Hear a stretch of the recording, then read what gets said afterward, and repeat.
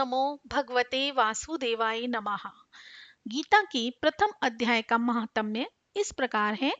एक समय पार्वती जी ने पूछा, हे महादेव जी, किस ज्ञान के बल से आपको संसार के सब लोग शिव कहकर पूछते हैं?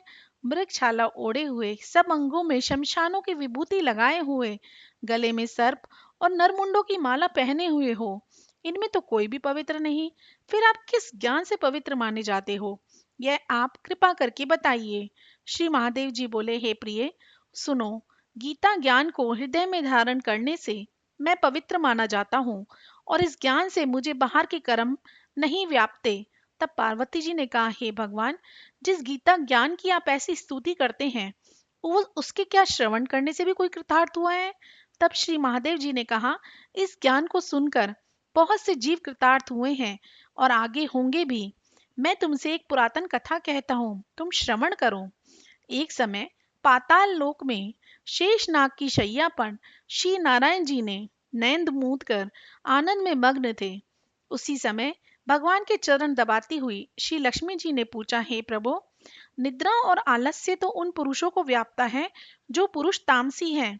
फिर आप तो तीनों गुणों से अतीत हो। श्री नारायण प्रभु वासुदेव हो। आप जो नेत्र मूंद रहे हो, यह मुझको बड़ा आश्चर्य हो रहा है। श्री नारायण जी बोले, हे लक्ष्मी, मुझको निद्रा आलस्य नहीं व्यापता।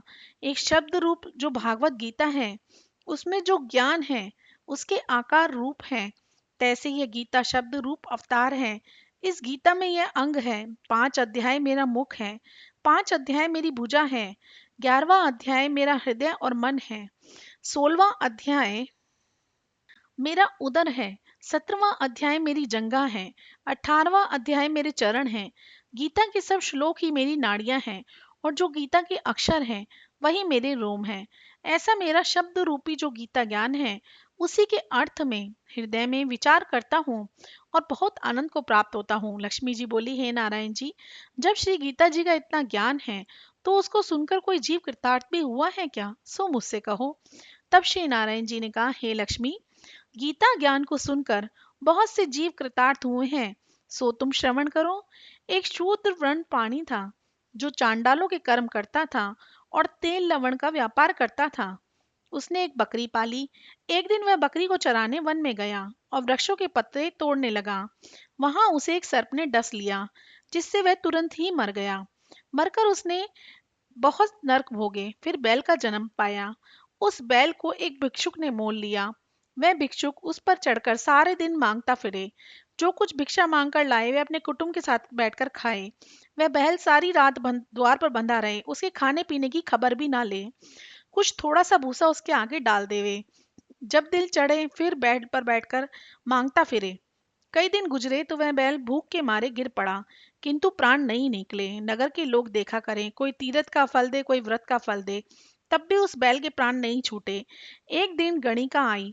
उसने लोगों से पूछा, यहाँ कैसी भीड़ है? तो उसने कहा, इसके प्राण नहीं निकलते, अनेक पुण्यों का फल दे रहे हैं तो भी इसकी मुक्ति नहीं होती। तब गणिका ने कहा, मैंने जो कर्म किया उसका फल मैंने इस बैल को निमित्त दिया। इतना कहते ही बैल की मुक्ति हो गई। तब बैल ने एक ब्राह्मण के घर में जन्म लिया।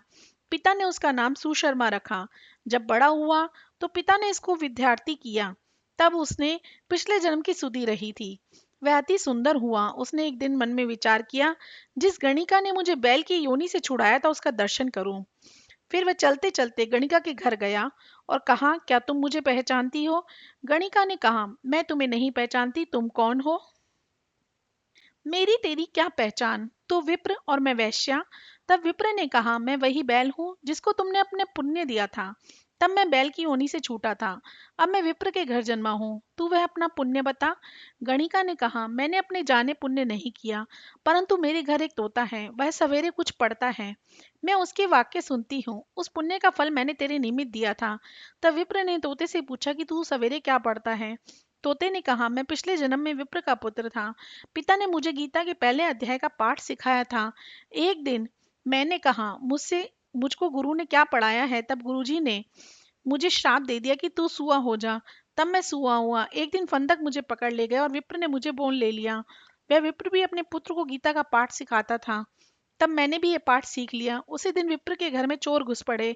उसको जो धन मिला वह प्राप्त वह उसने ले लिया, किंतु वह मेरा पिंजड़ा भी उठाकर ले आए।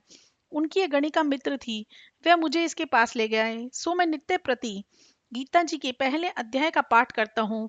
वही यह गणिका सुनती है, पर इस गणिका की समझ में नहीं आता जो मैं पढ़ता हूँ। वही इस गणिका ने तेरे निमित्त दान दिया था।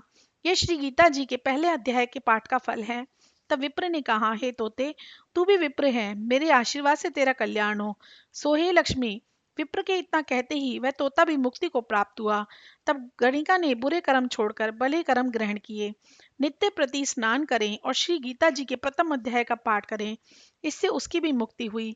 ओम नमो भगवते वासुदेवाय नमः।